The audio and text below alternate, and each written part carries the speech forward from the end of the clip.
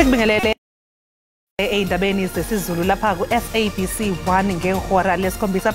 Igama lami nguNoxolo uMamtshali wakwamwali, kanti-ke mbukeli sekuyintokozo enkulu kimi ukuthi sesiphinde sadibana futhi namhlanje kusihlwa umsebenzi wami njengembukeli ukuthi ngikwazise ngey'ndaba zosuku ezenzekayo emhlabeni wonke jikelele. Wena kwakumele kwenzeka usidlale phansi unethezeke udedele mina ukuthi ngazo. Ngiyakuthembisa mbukeli ukuthi angeke nakancane uyisole. Angapholisi kamaseko ake simkhwele phekwa sihlwa nje. Accused says that he never went to Osuthu. Lihlazayo icala lokubulawa kanto lephakeme ehleli ePitoli ukuze kunikezwe abameli babasolwa ithuba lokucubungula isitatimende esifungelwe sikafakazi olandelayo ozobizwa ngumbuso. We have launched a manhunt already at the police. Our team that is with trio crimes is already on the ground to try and find suspects. Amaphoyisa aKwaZulu-Natal asephume umkhankaso wokuthungatha imoto ethwala imali kwamashu enyakatho yeTheku namhlanje kuseni. Abasolwa abakhale bemuka nesamba semali esingadalulwanga.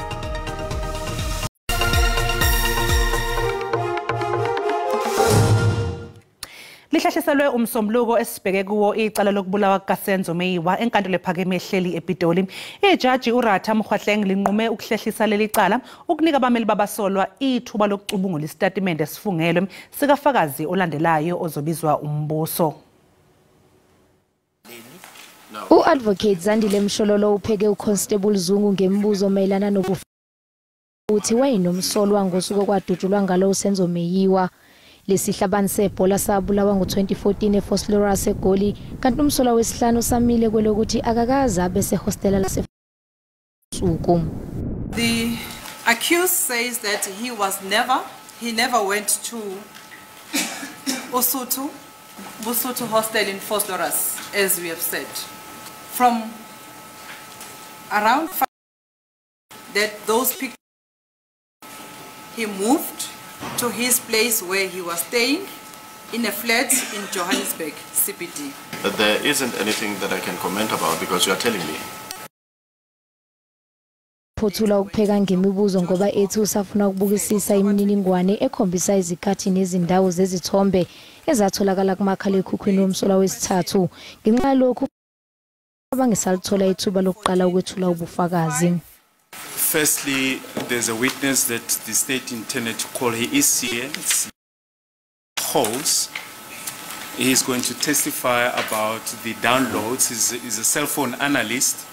Was going to testify about the downloads of the cell phones that were confirmed. Number 2 and his report was only received on Friday, my lord, and defense were given copies on Monday.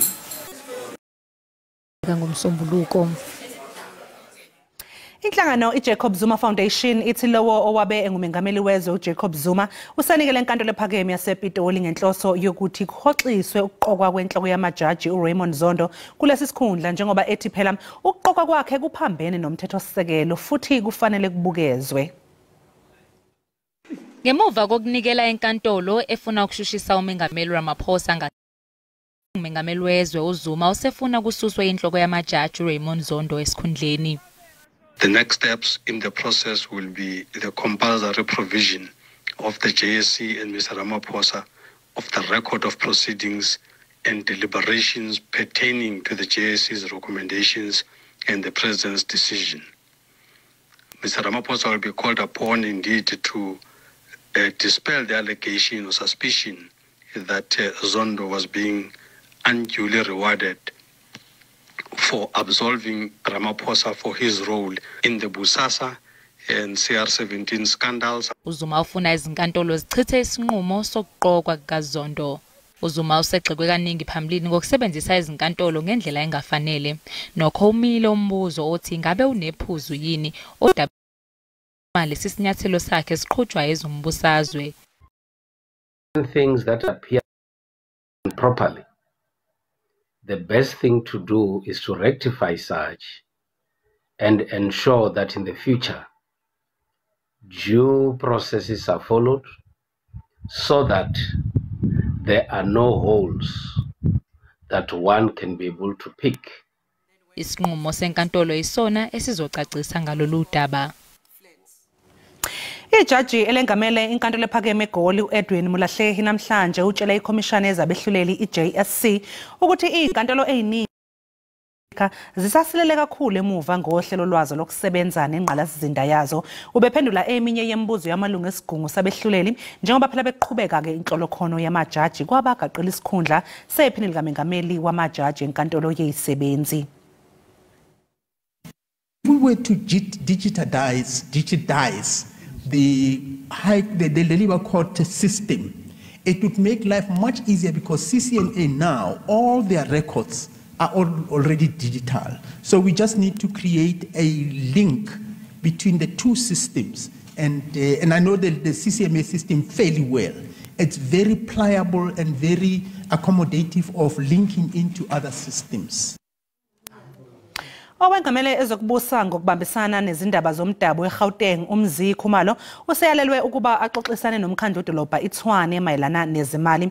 Lokhu kudalulwe usihlalo weANC kulesi sifundazwe uPanyaza Lisu abeyindaba ngemva komhlangano wekomiti leANC elengamele ifundazwe.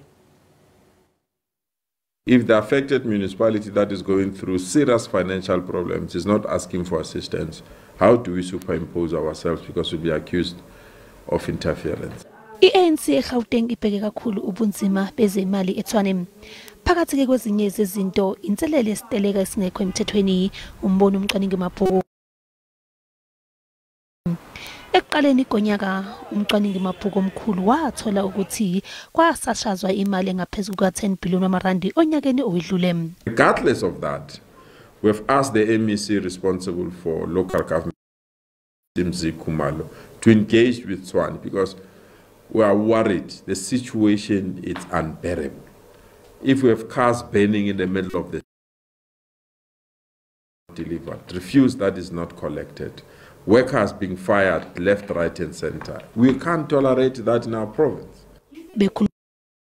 Ukubambisana neEFF kumasipala waseGruleni iANC ithe busekhona ngale kungaboni ngasolinye naleli qembu.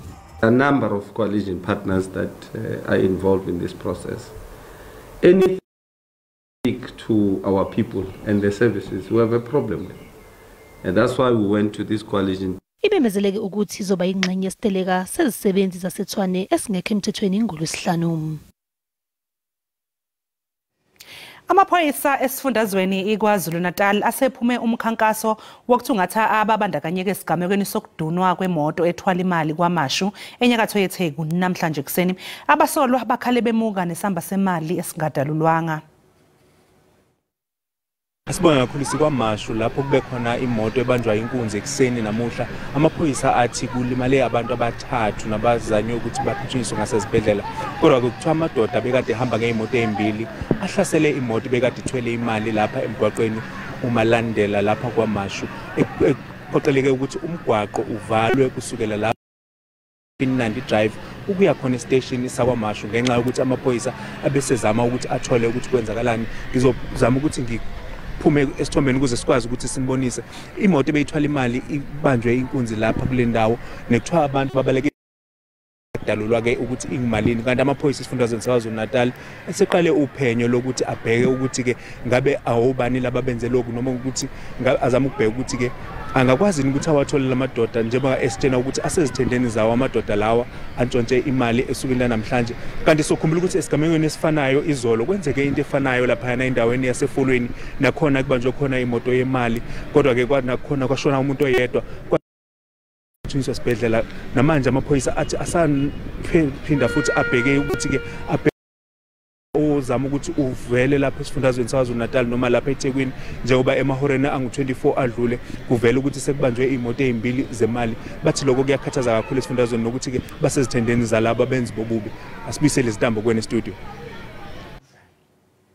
Sibonge ngalobo mbiko umbukeli ke njengamanje sathi nje kequnga ngapha ngasayito kanti bangathela udaba oluthi Aphela kudala sathasifaka u350 igcwala imoto yabo.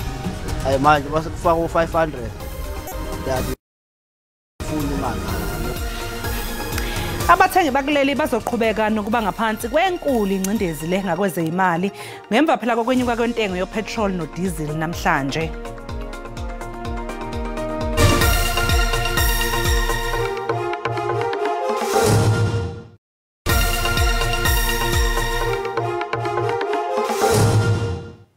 Siphinde sikubingelele sikamkele mangabe usanda kungena odabeni oluphambili mbukeli besibike ukuthi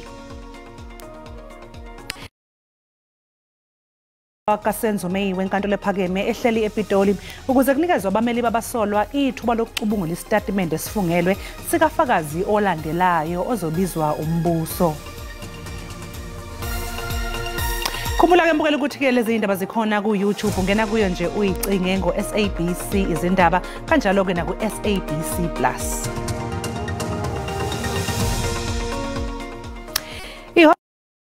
Silithole umbiko ongenachashaza kumcwaningi mabhuku omkhulu. Umcwaningi mabhuku omkhulu uthole ukusashazwa kwemali ukuwumphumela wemisebenzi yezomthetho nefinyelele ezigidini ezingu-18.6 zamarandi. I-ofisi yomkhuseli woluntu ithi iye yaphansi koxinzelelo kulonyakamali uphelileyo ngenxa yendleko zamagqwetha kwikomiti yasepalamente ebiphanda oyesakuba ngumkhuseli woluntu uBusisiwe Mkhwebane. Iindleko zamagqwetha zixabise $30 ezigidi zerandi ngexesha iindleko zehotele nezothutho zixabise into engaphaya kwesigidi serandi. Imali echithiweyo kungalandelwanga mithetho inyuke nge-18 lwezigidi zerandi yayokutsho kuma-50 ezigidi zerandi. Imali echithwe ngokungakhathali nayo inyukile yayokutsho ngaphantsi kwezigidi ezi-3 zerandi. Ibambela lomkhuseli woluntu uKholeka Gcaleka uvakalise ukuba iindleko zamagqwetha kwaye nezohlwayo eziphuma kwiinkundla zamatyala ziye zayisengela phantsi ingxowa-mali yale ofisi. UGcaleka uthi sele bethathe amanyathelo wokuphucula indlela le ofisi ephanda ngayo izikhalazo. Umkhwebane ukhokele le ofisi kulonyakamali uphelileyo into engaphezulu kweenyanga ezimbini phambi kokuba anqunyanyiswe emsebenzini ngoJuni walonyaka uphelileyo. Waze uGcaleka waxhuzula imikhala uyokutsho ekupheleni kwalanyakamali ophele ngoMarch. Kwiindaba ze-SABC ndingubulelani Philip eParlamente. Umengameli wakuleli uCyril Ramaphosa uyena ngoba kuzobe kwethulwa isigungu esolawula ukusebenza kwemngcele iBorder Management Authority kusasa eMusina eLimpopo. Nayi izindawo kwenzeka kakhulu ubugebengu njengoba imonto eduniwe ugwaye ongekho emthethweni kudluliswa khona kuyo kanti nabantu bangena kuyo ngongemthetho. Kusenjalo lesi sigungu esisobhekela ukusebenza kwemngcele sizokwethulwa ngumengameli uCyril Ramaphosa. Esinye sezakhamuzi sithi umengameli kufanele ayibonele ngawakhe umngcele. I would suggest and expect that the president, when he comes here, he must go around and look for himself, see what is going on through the fence, and also allow people to report on what they see about the people who are guarding the fence. Nakubona ukade beBorder Management Authority abangamakulu amabili sebevele bebekiwe emngceleni engena kuleli. Abanye bathi lokho akawenza umehluko.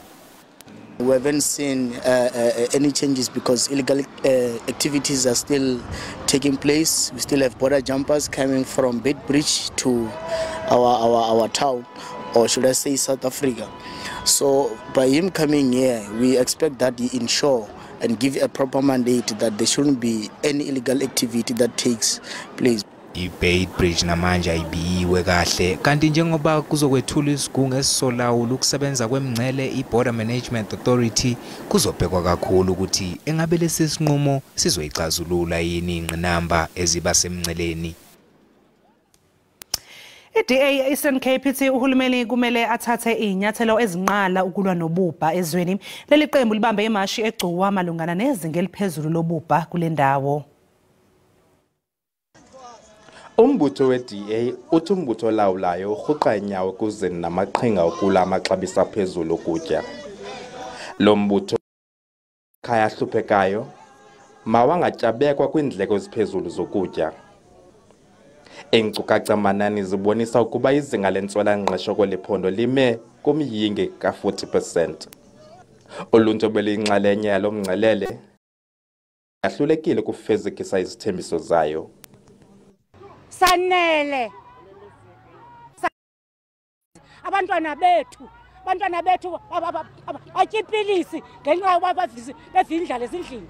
Enyanisweni ndiyamsapota, siyasokola nezidanga bahleli nazo ezindlini.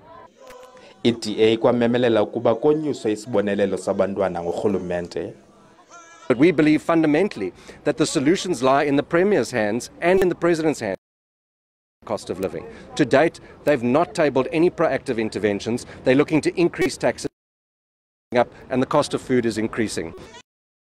Ukanti inkulu baphathiswa yephondo Oscar Mabuyane walo mbutho eyindlela nje yokudlala idabi lezopolitiko. They just make some of us very angry to play cheap politics. The issues of underdevelopment, unemployment in the Eastern Cape are real. They don't want people who are excited. Ingxelo yekomishoni ejongene namalungelo oluntu ngakwintlupheko kweli phondo ngekudala abongile Yankees kwiindaba ze-SABC eGcuwa. Umkhandlu dolobha waseMbombela eMpumalanga uqale umkhankaso wokunqamula amanzi axhunywe ngokungemthetho Isisebenzi zikamasipala zinqamula amapayipi axhunywe ngokungemthetho. Ukuhlinzeka izakhamuzi ngamanzi kusayingqinamba enkulu kulomphakathi. Izakhamuzi zabamba umbhikisho zifuna ukuhlinzekwa ngamanzi ahlanzekile. Manje umasipala usuphendulile. Lenzaba yalokubhoreka kwalamapipe wethu ngalokungekho emthethweni ngoba babhora amapipe ethu lamakhulu la kufanele athathe manje awamukise eduke ama reservoirs ethu. Ibanga ukuthi imphakathi lomningi ungatholi manje kube ngilabala abancane labathola imali. Sitholakala sengumasipala silahlekelwa more than 90% of water lesiyiletha ngala kule sigodi sasensikazi. Sekuphela izinyanga ezinye izakhamuzi zinganawo amanzi. From March till today solomanda kaphuma. Asowathi manje aphuma eThephini. Nemasipanje onisho ukuthi nini ufuna ukuthi disconnect la mapipe into kahle kakhulu ngoba nathi asafara ngemali la. Anye sithenga amanzi njengathi sidila ngebusiness la. Yabo. Enenza ukuthenga amanzi nathi asikhahlela kahle nabantu boconnect amapipe ngebutsotsi. Befuna bakhitshwe ngoba nasalimala thi. Lo masipala ufunge ngokuthi uzonqamula wonke amapayipi axhunywe ngokungemthetho. Hayi bazosifaka sigamanxe ephaketheni abashayeli beyimoto kusukela namhlanje njengoba umnyango wezamandla ambuke biwayo unyuse zombili inhlobo zopetrol kanye nodizili. Abathengi bathi ukwenyuka kwentengo yopetrol kubakhinyabezi kakhulu. Zombili inhlobo zopetrol zinyuke ngemali engaphezulu kwerandi litha. Udizili wona unyuke ngemali ecishe ibe amarandi amabili ilitha. Amakhaya asebenzisa uparafini nawo kuzozwela kuwo njengoba wona unyuke ngamarandi amabili namasenti amabili. Phela kudala sathi sifaka u350 igcwala imoto yabo. Hayi manje base kufaka u500. Yathi imali kanti basuyayifuna imali ngala yabo ukhala ukuthi installment sinyukile na Toyota. Kuyasikhinyabeza mawunyuka upetrol nemali yokugibela iyenyuka emateksini sikhosi igcina sesikhokha imali enkulu emva kwalokho bese kuqhubeka kuze kugcine kunyuke kudla futhi. It used to be full by 1,100 rand, but it went up to like more than that now. And I put 700 rand. I don't just up to the half of the gauge, and I'm so frustrated. Namagaraji nawo ashayekile njengoba abashayeli sebethela upetrol omncane kunakuqala. Ekudayiseni ngoba amalitha esiwadayisayo ayancipha mangabe kunyuka iprice kapetrol. So njengamanje ama customer ethu isikhathi esiningi upetrol awuthenga ngokwamarandi akawuthengi ngokwamalitha. So umuntu ofike izolo upetrol ungakanyuka wafike wathela ngo100 lamalitha bekade lithola izolo nenani lamanilitha azolithola ngosuku lanamhlanje. Umnyango wezamandla namagugu ambiwayo uthi lokwenyuka kwentengo yopetrol kubangwa ukuvalwa kwamaziko akhiqiza uoyela eMelika. Mbukeli umhlahlo wesimo sezulu elandela emva kwekhefu noThini Ntshiza.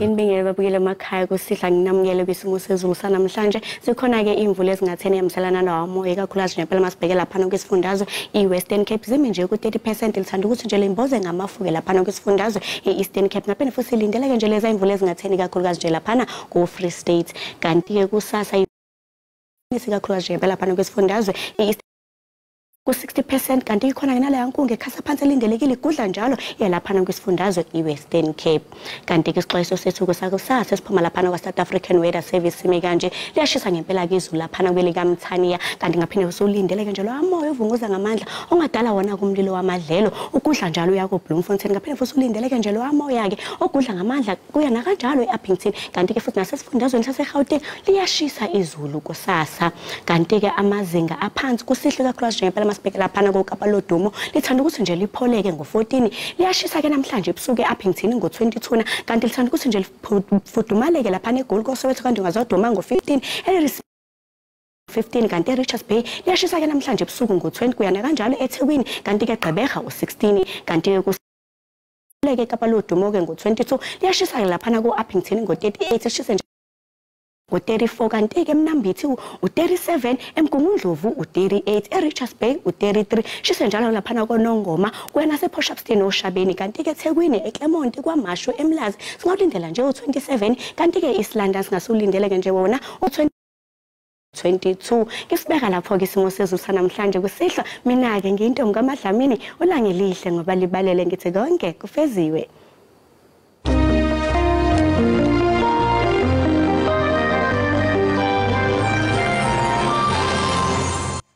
Mbukeli ube nobusuku obuhle usale kahle.